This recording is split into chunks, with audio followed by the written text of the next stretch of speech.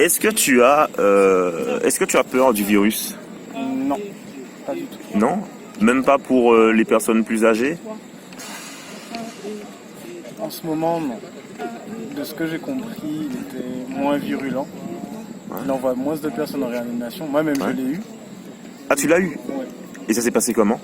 Et figure-toi que j'ai fait mon test mardi 19 avant de rentrer en Martinique. Oui. Il était négatif. Oui. Vendredi, je prends l'avion, j'arrive en Martinique, tout va bien, je passe la soirée avec ma famille.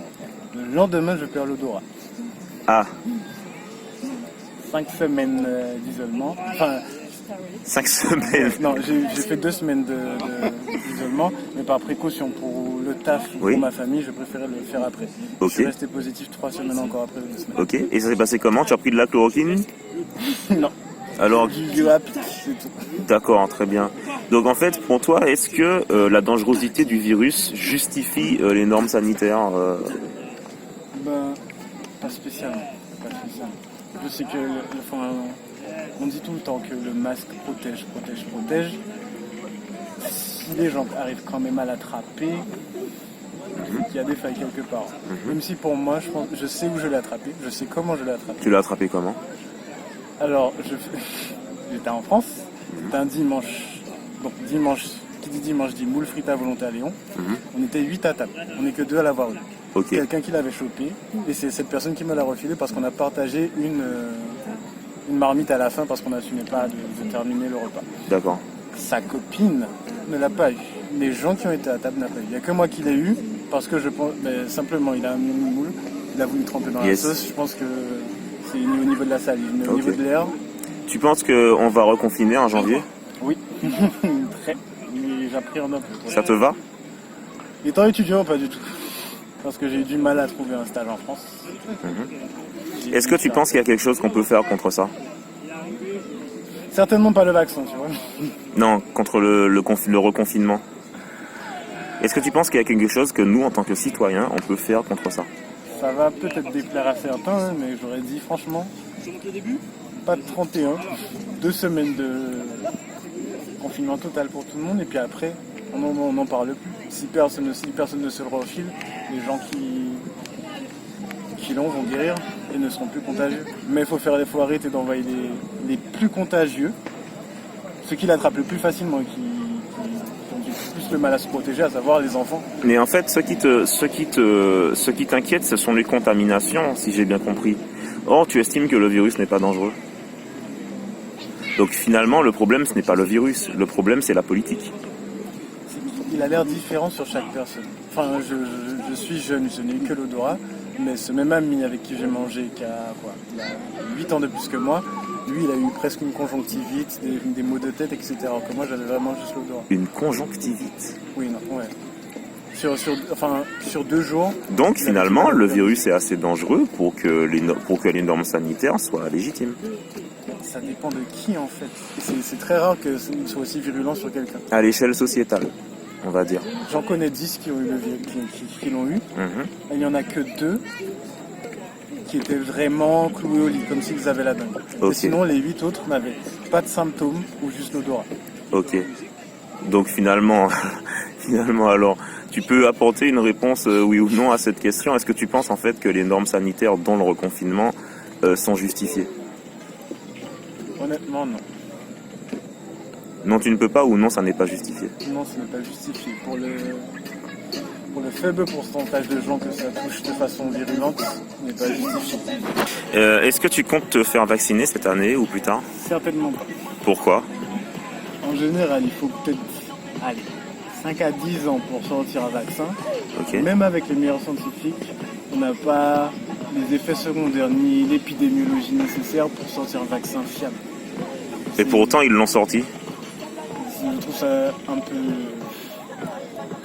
le Covid, il n'était pas censé sortir de Chine, pourtant il est sorti. Ouais. Notre humain n'est pas fiable à 100%. Ok. Donc pour toi, le fait qu'ils aient déjà un vaccin qui est déjà arrivé en Martinique et qu'ils veulent inoculer à nos personnes âgées, pour toi c'est quoi? C'est de l'incompétence ou de la malveillance ou autre chose? De l'inconscience ou peut-être un peu de la malveillance. Parce qu'on ne peut pas être en confiance. Mais si des jeunes le comprennent, si la majorité, d'ailleurs, je ne pense pas que la plupart des personnes âgées l'accepteront. Tu penses qu'ils ne l'accepteront pas? En Martinique, j'ai demandé un peu à mon entourage et peut-être une personne sur 20 m'a dit qu'il voulait se faire vacciner. Il préfère attendre, voir les années et se dire bon ben ok, on y va. Est-ce que tu sais en fait quelles sont les répercussions du fait de ne pas se faire vacciner au niveau politique? Pas spécialement, mais j'ai cru comprendre qu'une ministre a fait passer un passeport vert pour ceux qui sont vaccinés et les anciens gardent le même. Donc si tu es vacciné, tu pourras travailler en toute sérénité, prendre l'avion, etc. Alors que si tu ne l'es pas, tu devras faire tes tests en permanence.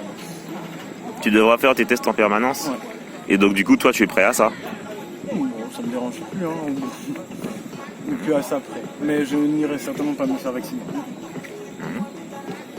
Et est-ce que tu ne penses pas qu'à un moment donné, le vaccin sera plus que recommandé? Genre obligatoire, ouais. Bah, je sais très bien où je suis, j'aurais plus besoin de voyager, je vais trouver un métier, mais je n'irai pas... Donc tu vas rester ici? S'il le faut. Je ne mettrai pas ma vie en danger pour un vaccin dont on n'est pas sûr des répercussions. D'accord. Donc en fait, tu vas restreindre ta liberté finalement. Mais si ma liberté... Augmenter ma liberté, augmenter mes risques de mourir ou d'avoir des effets secondaires à quelque chose que je ne connais pas, ouais. D'accord. Bah ok. Donc du coup, tu es contre le vaccin. Totalement. Et d'après toi, en fait, les gens sont plutôt de ton avis ou plutôt d'un avis contraire au tien? En Martinique, par exemple. Ils seront plutôt du même avis. On a besoin de voir vraiment. Tu penses qu'on est plutôt du même avis? Ouais, pour la plupart. Ouais. Et est-ce que tu trouves que les choses vont dans notre sens? Non. Les politiciens décident et la population ne suit pas, mais au bout d'un moment, soit il y aura, je ne vais pas dire une révolte, mais il y aura un point de rupture, un point de désaccord. Et comment est-ce qu'on pourrait favoriser, encourager cette révolte dont tu parles? Est-ce que tu as des pistes? Elle viendra d'elle-même. On s'est bien rendu compte qu'en France, après avoir commencé le confinement, on nous avait promis que le corona n'arriverait pas à Paris. On a vu certains cas, on a commencé à nous confiner, ça a créé des émeutes au niveau des Champs-Élysées, etc. Donc, et là, c'était c'était une partie infime du problème. Donc, en imposant un vaccin, en restreignant les libertés, la population va tout retourner, quoi. Ah bon, tu penses que la population va se soulever et qu'on va tout retourner? Pas toutes, mais une bonne part, les jeunes actifs, on va dire ça comme ça. Tu estimerais ça à combien de personnes à peu près? Sur 100 ? Puisque finalement, est-ce que pour toi, le scandale du chlordécone n'était pas une raison suffisante pour qu'on se soulève et qu'on retourne tout?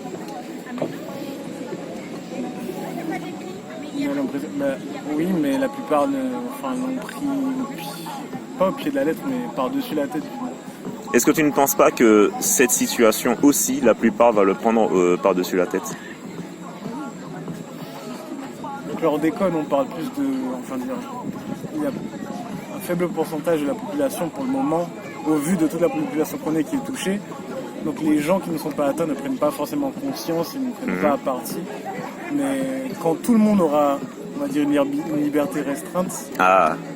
Si ça touche tout le monde, il y aura forcément quelque chose. Quand ça touche une minorité, il y a moins de mouvement. Ok. D'accord, donc du coup, finalement, étant donné que tout le monde est touché, c'est plutôt une question de façon d'amener les choses, de façon d'inciter les gens à prendre position? Ou est-ce que tu penses que les gens vont prendre position tout seuls? Par exemple, toi, s'il commence à y avoir un soulèvement par rapport à ce dont on vient de parler, est-ce que tu vas prendre les armes? Comment est-ce que tu vas réagir? Je militerai. Prendre d'initiative en montrant son visage et son nom, c'est une autre paire de manches, mais être dans un mouvement de groupe, de masse, sans problème. Et quel groupe est-ce que tu entrevois? De quel groupe est-ce que tu te sens proche? Quel groupe est-ce que tu rejoindrais? De ceux qui militent pacifiquement, mais sans broncher. Pacifiquement, sans brancher? Sans broncher. Ok.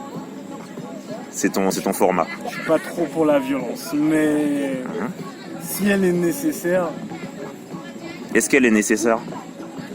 pour le moment, je dirais non parce qu'on n'en est pas encore obligé, mais le jour où la loi ou que sais-je va passer, là, elle sera nécessaire. Et tu es déjà formé à parler ce langage de la violence? Bah, l'instinct prendra le dessus, je pense. D'accord.